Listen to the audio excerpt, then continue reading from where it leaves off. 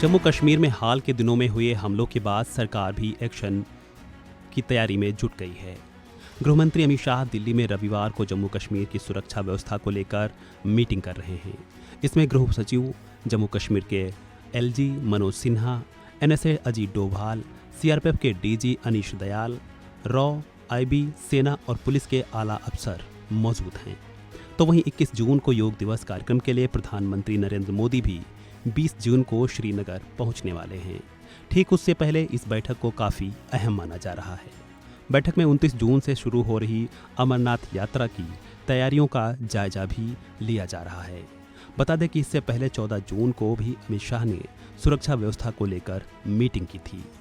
जम्मू कश्मीर में हाल के दिनों में कई दहशतगर्दी घटनाएं सामने आई हैं, चाहे वह तीर्थयात्रियों को ले जा रही बस पर हमला हो या फिर डोडा और कठुआ की घटनाएं। बैठक को लेकर कहा जा रहा है कि वर्तमान खुफिया रिपोर्ट की जानकारी आईबी और राज्य गृहमंत्री अमित शाह को देंगे।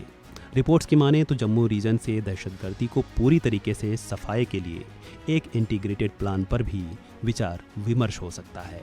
कहा जा रहा है कि अमरनाथ यात्रा कड़ी सुरक्षा व्यवस्था में होगी और इसके लिए जरूरी ट्रोप्स और साजो सामान की समीक्षा भी इस बैठक में हो सकती है। साथ ही अमरनाथ यात्रा रूट पर कोई दिक्कत न हो, इसके लिए सुरक्षा एजेंसियों द्वारा एआई बेस्ड निगरानी को लेकर भी चर्चा होगी। बीते दिन जम्मू कश्मीर के डीजीपी आर स्वैन ने भी दहशतगर्दों को खुली चेतावनी देते हुए कहा था कि हम उनकी पूरी तरह से सफाई के लिए तैयार हैं और हम ऐसा करके रहेंगे। अगर आप ये मुझे पूछ रहे हैं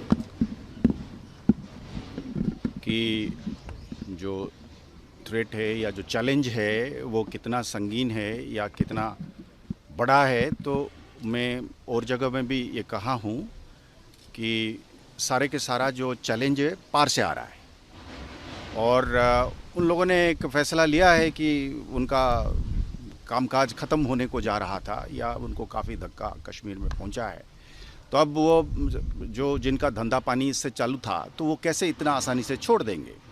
तो वो ठेकेदार बैठे हुए हैं पार, तो इन्होंने अपने हिसाब से इसको ज़िंदा रखने के लिए अपनी ठेकेदारी को ज़िंदा रखने के लिए भेजेंगे। अब जैसे हम देख रहे हैं कि ये तादाद में बहुत ज़्यादा नहीं है, तो चूहे की तरह हैं, तो पर हैं इस तरीके से कि बंदूक है और निहत्थे लोगों के सामने मतलब उनको मौका मिल जाता है। अब हम पूरी आवाम के साथ, आपने जैसे देखा यहाँ पे जिस तरीके से इन्फॉर्मेशन फ्लो कर रहा है, हमारी विलेज डिफेंस ग्रुप है, हमारे एसपीओज हैं, हमारे फोर्स है, हमारे सीआरपीएफ है, आर्मी है, तो ये इसके सामने कहाँ ये टिकेंगे। ये 8-10 साल कोशिश करे थे इन्होंने इस तरीके से अफरा तफरी मचाने के लिए पुराने जो डेफ्थ इलाके में। ये हमारा बॉर्डर इलाका है।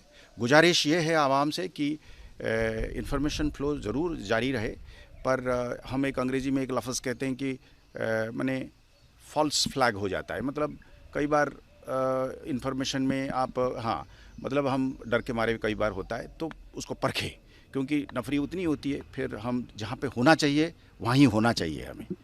तो ये एक है, पर इसके बावजूद भी हम जो भी इन्फॉर्मेशन आता है, आपने देखा होगा एसपी साहब को, एसएसपी साहब को, डीआईजी साहब को, कि यहाँ पे हर छोटे बड़े इन्फॉर्मेशन पर हम रिस्पॉन्ड करते हैं।